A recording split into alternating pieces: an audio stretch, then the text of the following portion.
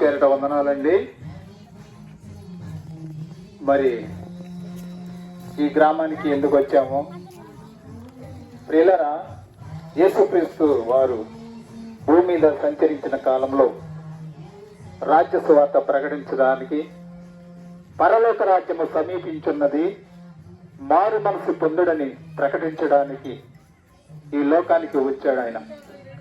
మనం కూడా అదే విధముగా భూమి మీదకి మనం ఎందుకు వచ్చామో మన జన్మ పరమార్థం ప్రతి వారు తెలుసుకొని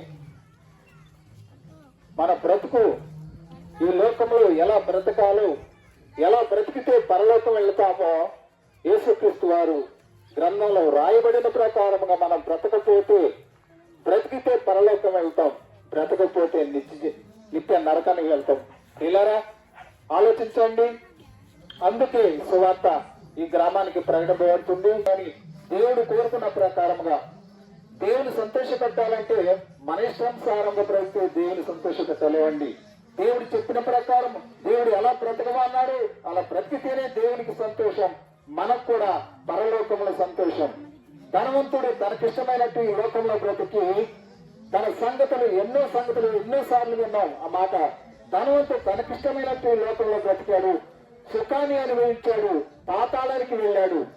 మనము కూడా అదే విధముగా ఈ లోకంలో బ్రతికినంత కాలం మన కోసం, మన పిల్లల కోసం బ్రతికి మరణిస్తే ఎక్కడికి వెళ్తామండి?